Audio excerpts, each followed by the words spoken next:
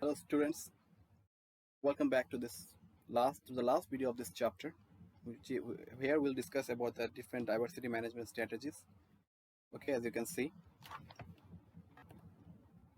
But before that, first let me ask you a question. In the previous videos, we have talked about 7 intellectual ability dimension. But now you can tell me that which one dimension you think that is most important to succeed in a job. Pause the video and think by yourself. Actually, the answer is not a very easy one. Actually, the answer is the safest answer will be that it depends. It depends on the type of job. It depends on the type of organization. It depends on how the organization like to do the work, right? So that's very important, and that's how we have discussed in the previous video that okay, this type of jobs require this ability more. This type of job require that ability more. So you have to keep that in mind. So if anybody asks you that question, your answer will be it depends on the particular case. With this, we move on to our next topic, which is diversity management strategy, how it should be implemented. First of all, the definition of diversity management strategy. Diversity management, till now we have tried to identify, we have tried to learn its logic that diversity is not a bad thing. Actually, it's a good thing. Diversity promote new way of doing things. Diversity promote different point of view. Diversity promote more uh, innovation, something like that. Different people are there. There will be more type of opinion, more type of information, more creativity, something like that, right? So diversity is a good thing, but some people make a stereotyping, and that promote or that demotivate the diversity environment, right? So we should be very careful about that. So if we want to have a good diversity management department or diversity management strategy, we have to make everyone aware and sensitive to the needs of differences of others. Everyone should be made aware that people are different, and they should be very sensitive to that. You cannot hurt others just because they don't share the opinion like you. So you have to be very careful about that. You cannot discriminate with anybody, and if you do, that will be a bad thing for your organization culture, and that will demotivate some employees, and that will drive them away from your organization, and your organization will suffer. Trust me. So that if you want to maintain a good diversity climate, you have to be very careful about that. You have to make everyone aware that diversity is a very good thing to follow. Now my question is to you that according to you, which business department should be responsible for effective diversity management? You want to maintain a good environment for diversity. You want to encourage diversity more in your organization. So according to you, which department should be responsible for that? Which department should take the initiative? Actually, the answer is diversity management should not be the responsibility of only one department. It should not be the responsibility of the HR department only. Also, it should not be the responsibility of the legal department only. Because if that is the case, what will happen is that diversity will become a responsibility of one department, and it will be their job to implement their authority on other departments so that they promote diversity, something like that. In that way, you will not achieve your target or achieve your objective well, right? How you can achieve your objective well? You can make diversity a priority for all the department of the organization. All the department must share the responsibility. All the department should be held responsible if the diversity is not managed in their department. In that way, people will realize that diversity is an important thing. People will realize that it is important. So they will be very careful about dealing with people of diverse background, and in that way, the company can promote a good diversity environment or climate, something like that, right? So remember that thing. So diversity, if you want to improve your diversity situation, you want to promote diversity, you have to attract, select, develop, and retain diverse employees. As simple as that. You can't expect promoting diversity by employing only male employees or female employees. You cannot expect a good diversity climate by employing only people of a certain religious background. You cannot expect a good diversity climate by employing people of just one type of particular university, suppose from public university or private university, something like that, right? So you cannot do that. So to attract and select diverse employee, you can do one thing, that is targeting your recruitment message to a specific demographic group. What does it mean? It means that Suppose you in your organization you have found out that the number of female representation is very low, or in your organization you have found out that the number of private university students is very low, and that doesn't mean that private university student females are not a good workers, as we have already discussed in the previous videos, that stereotyping is a very bad thing to do, right? So you should believe that there is some hidden barrier in your organization that is obstructing this people from this background or people from this particular gender to come to your organization.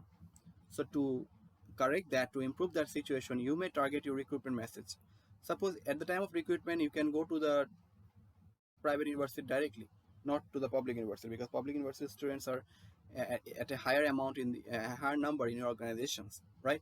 So now you can target your recruitment message to the private university itself, or you can also target your recruitment message to different magazine for the ladies, where the ladies will be able to see that, or you can specifically tell in your advertisement that only females are allowed to apply, something like that. And this thing, trust me, these things are being done by many of the organization nowadays, right? So this thing we can do to promote a diverse employee, promotes an organization with a more diverse employee, right? A positive diversity climate can help demographically different employees significantly.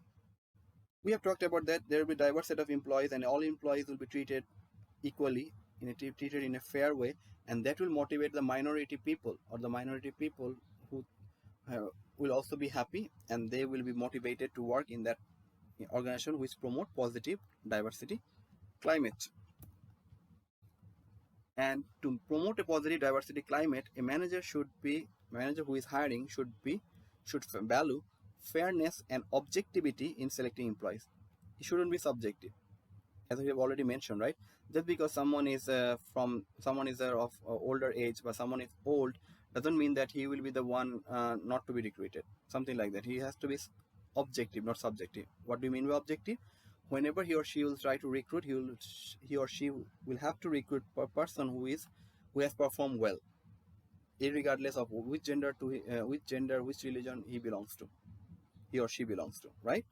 So managers have to be very careful about that if they want to promote a good diversity management climate or positive diversity climate.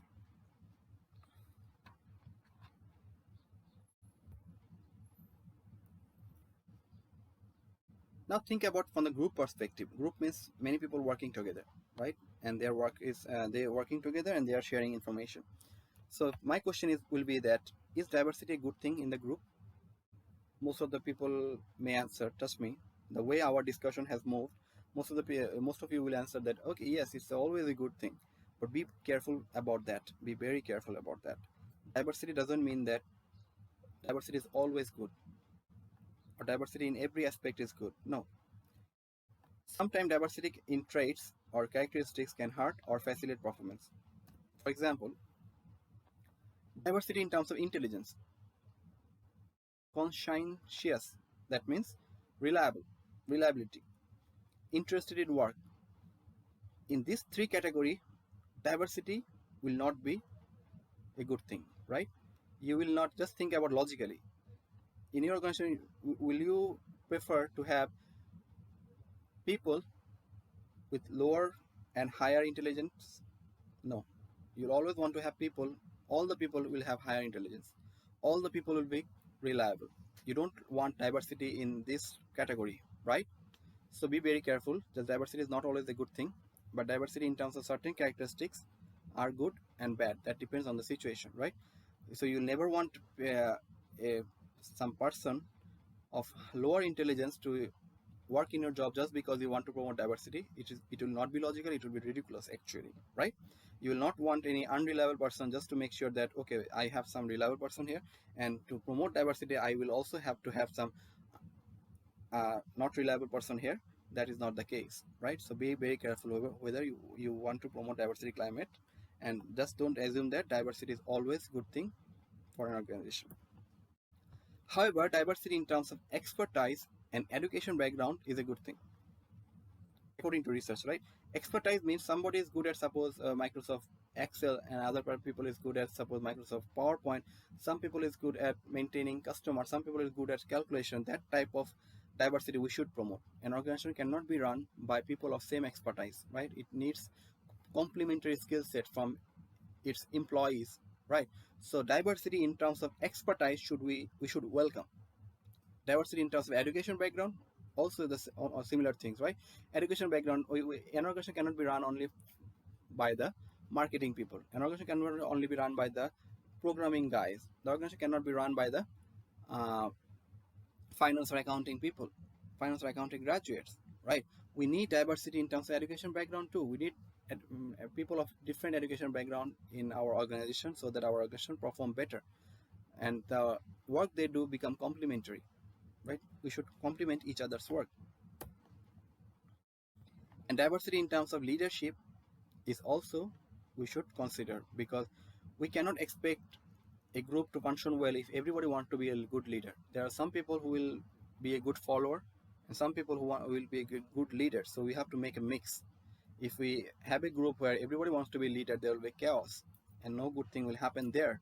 So we have to be very careful about, we have to promote diversity in terms of leadership. Leaders and followers, there should be a mix. Not all the followers, not all the leaders is the best option.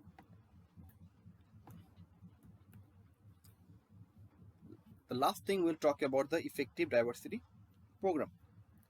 The effective diversity program should have three components. A diversity program that try to promote diversity must have this three component.